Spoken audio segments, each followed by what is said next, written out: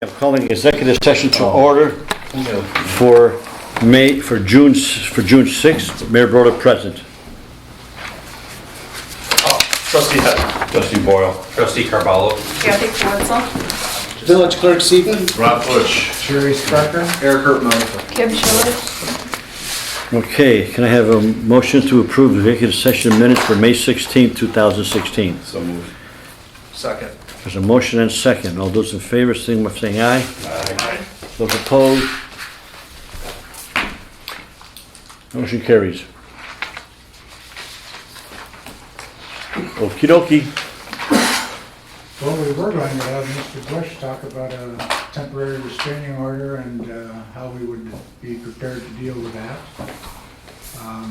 We don't have to. I guess based on what we heard out there, perhaps not immediately anyway, What did we hear out there? that there's Oh. pending litigation. What we were concerned about was that the people with the petition to run the referendum were going to be seeking a temporary restraining order to stop the village from engaging in any sale of the bonds. Now, the fact that that sale has been postponed didn't reduce the possibility that that action would be taken. So we had been preparing to respond. We will stop all that preparation now in light of what she has said. But the other reason to be here was that the reason that the bond sale has been postponed is exactly as the mayor said, that the bond counsel, Chapman Cutler, is concerned about a FOIA appeal that's been made, not a FOIA, Open Meetings Act appeal that's been made to the Public Access Counselor, where they've said that the fact that the item for the first bond issue that we did, what was that? April 18th. April 18th was under the manager's report, even though it clearly described what it is, the topic that we were talking about, it wasn't under final action. So, as we have had on several occasions, an appeal was taken to the Public Access Council. We filed a response 2 weeks ago. The applicant had an opportunity to file a reply. That's due this week. And then the Public Access Council will do it. They have two options. And the Public Access Council, for those that don't know, is an arm of the Attorney General's office that hears appeals under the Open Meetings Act and the Freedom of Information Act of alleged violations of those two statutes. There are two types of decisions generally that can come out of the Public Access Council. One is a binding opinion, and the other is an informal opinion. A binding opinion must be issued no less than 60 days after the person who is making the complaint issues the complaint in the pack, puts a file number on it. That's sometime between May 3rd and May 10th.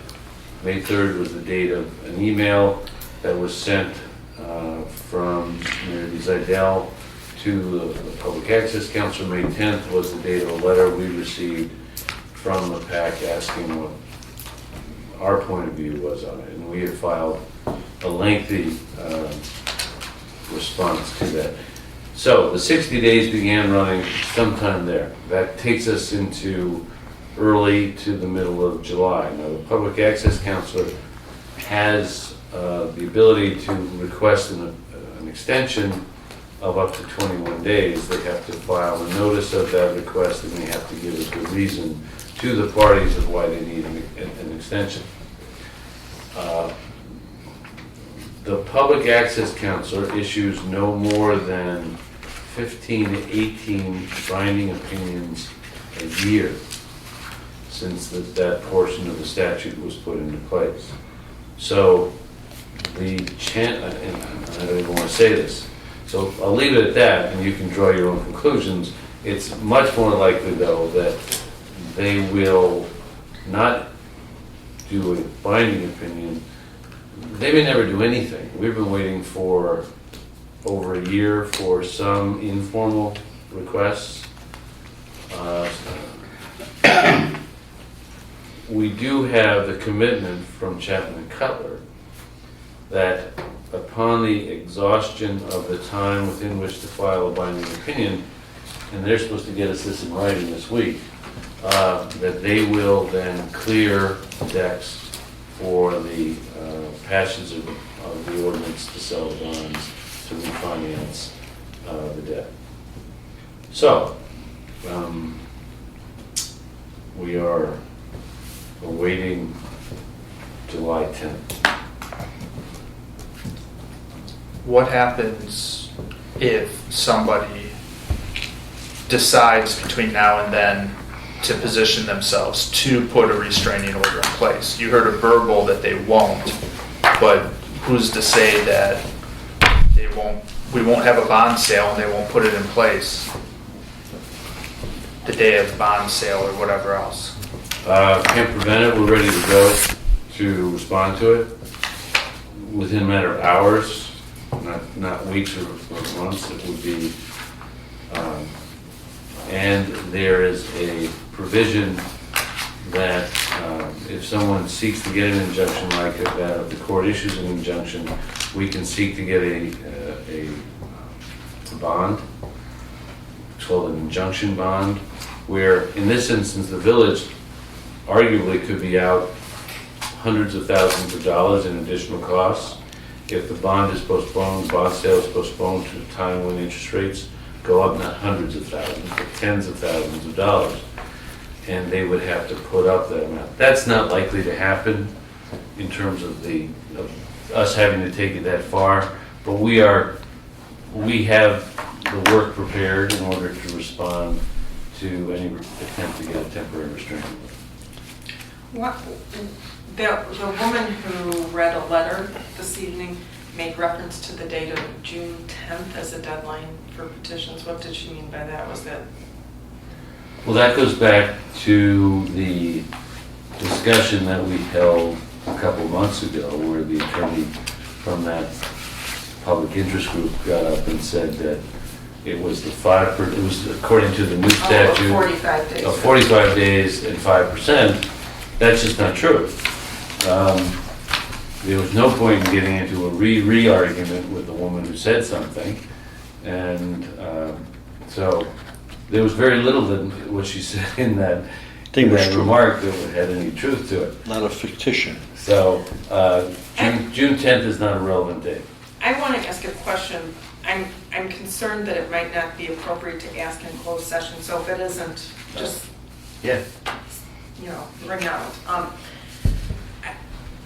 I am sensing that most of the brouhaha from the public about this issue relates to the deal between the village and the university that was made 12 years ago.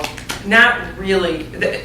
My perception is this attempt to refinance merely shine a spotlight on that original agreement and the fact that the revenues have fallen short of expectation.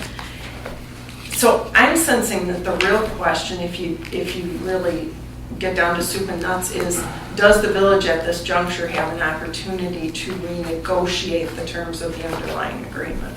That's not appropriate for closed session, and the answer is no. The agreement is basically over. In light of what you did the last time, I don't even know if they're going to give us their schedule. I mean, we have they probably will give us our schedule. We asked, they do get it. But there's less than 1%. You'd have to get the BU to want to renegotiate, and they have no motivation whatsoever to do that. That was my feeling. The village has no position of strength. And again, I don't want to be inappropriate, but The facilities are built, they're operating, Mile High plays football Friday nights under the lights. Sorry. I just have a quick question, and that is, based on what you said, Rob, is the comment that was made by, I think it was one of the residents that about legal action, that in and of itself has already generated our legal staff to anticipate and prepare a response to litigation that really, as according to what was said tonight, is not going to take place. So we, based on what she said at a prior meeting, that has caused the village to incur legal expense to respond to something that now she's telling us she's not going to file. Is that correct? Yes. Was there a significant amount of work that was done to prepare? Between Adam Lasker and myself, we've probably spent 10 hours, so it's $2,300.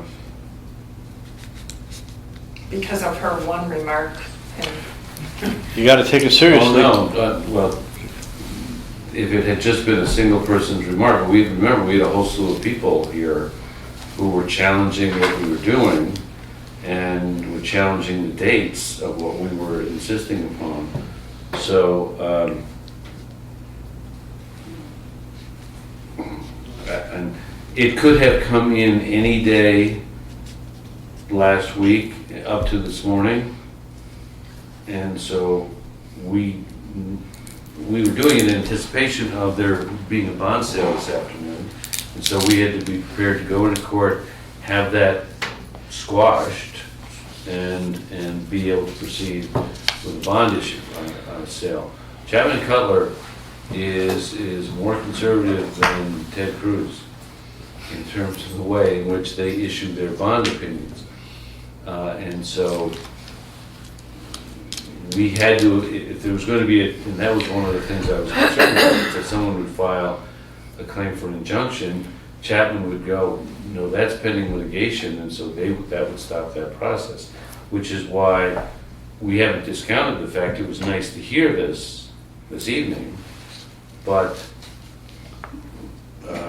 who knows what's going to happen. Did that mean anything at all this evening? I mean, is she the official representative of a group, or? Not official, but she's been the spokesperson Okay. for the sort of refunding voice. Well, let me ask this, Rob. When an injunction is filed, and for an example, if someone came out of the clear blue and filed an injunction against something, does the person, at least I would say against us, does the village get heads up, or do we just get a court notice to be in court at this time and date because an injunction is being filed? Or is there time for you to prepare for it, or you get caught with your, so to speak, with your pants down? Well, for a temporary restraining order, the rules of civil procedure say that notice is to be attempted as reasonably as possible. Since they know where to find us, then they should give, a judge would say, did you give the village notice? And if the applicant said no, then the judge would probably say, we'll go back and give them a call or send them a letter. But for a temporary restraining order, it could literally be that afternoon. But not necessarily knowing about it. With us knowing About it it's hours before. right. It's one of the I didn't do some things Friday and today that I might have otherwise, just so I could be available in the event that we got that call, or we received something in the mail, or if Jerry got something at the village to say to be over in DuPage Courthouse at 2 o'clock. So you were looking at it, the time you put in previous to that was one, to make bond counsel happy and be in a position to counter a claim, and two, because our potential losses would have been substantially higher and the risk to the village higher had they been successful in throwing an injunction. Yeah, we in place. haven't even discussed with Chapman about the possibility of a TRO, and that's not imminent litigation. necessarily. TRO. A temporary restraining order. It's an injunction. It tells you to stop doing something until the court can consider things in greater detail. So we didn't even approach Chapman with that issue. What Chapman was concerned about was the public access counselor appeal. And so we spent some time last week getting Chapman to commit to what would be needed in order for them to give a clean opinion. And that's once the time passes for a binding opinion. You know, the reason I asked that, is not not because of the work that you did on it. I think that, based on the statement that was made, that the work that you had to do to prepare was something that it seemed like it was a strong possibility that they were going to do something. But the question I have is that based on the fact that, the village incurred costs because of statements made by someone at a meeting, say, someone from the public, seems to me that it should be something that people of the community are aware of, that based on the actions of someone making a statement of threatening litigation to the village, that this caused the village to incur legal fees, legal costs.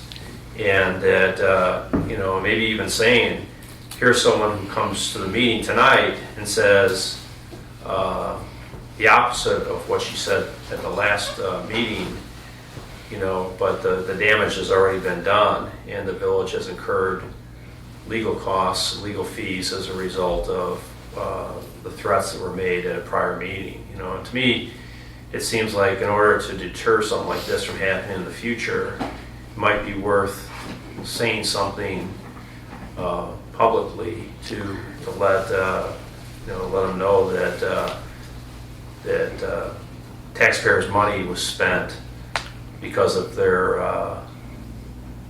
comments at a prior meeting that threatening to sue the village. It's a good point, Tony. I would say over the last 5 years, we probably spent hundreds of thousands of dollars just because of that on different things.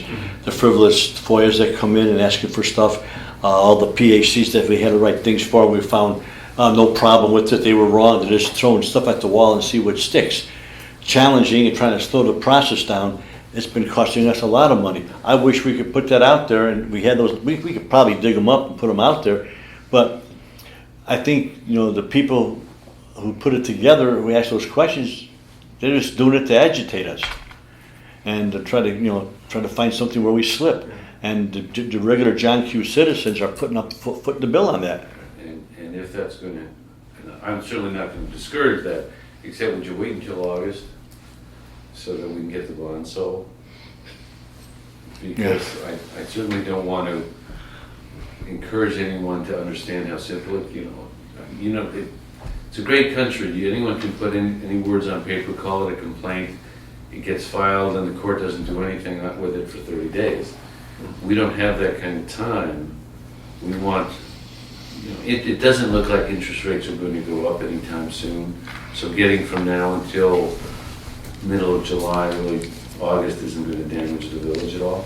But if this was going to get kicked any further, it could cost the village a great deal in additional interest expense. So, Timing-wise, July 18th is our only meeting in July. Does that look like a good date? if they don't have an extension, if the PAC doesn't ask for an extension, July 18th should be a good date. Okay, the July and August date could conceivably work depending on whether there's the extension or not. Right. Okay, I'm just curious. One last question, I know it's late. They submitted a number of petitions, I understand. I know there's a disagreement over the number of signatures needed, whether it was 600 or 1,200 or whatever it was. Of the petitions that they submitted anyways, did we go through those and determine which petitions were valid and not valid, so that is never an issue? No, we have better arguments than that. Okay.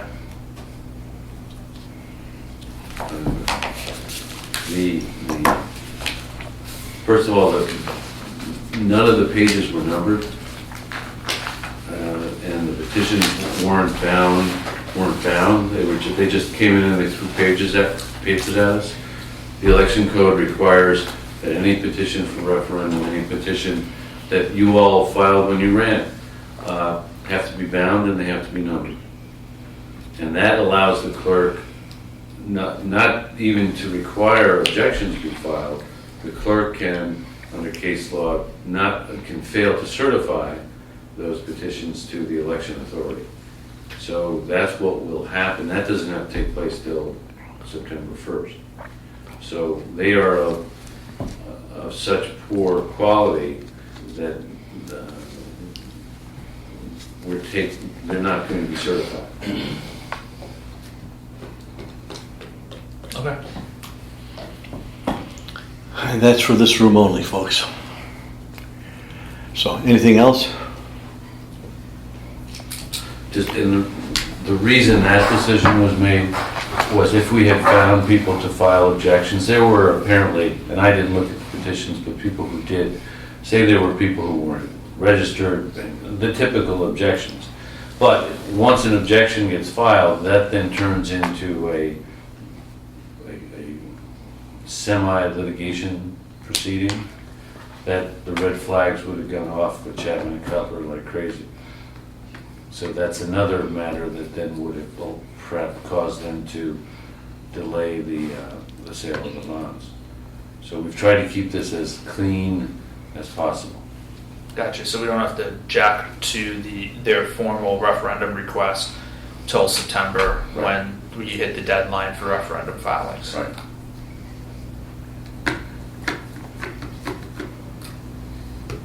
Again, All right. all of this is litigation strategy, and it would not help if anyone else learns about it.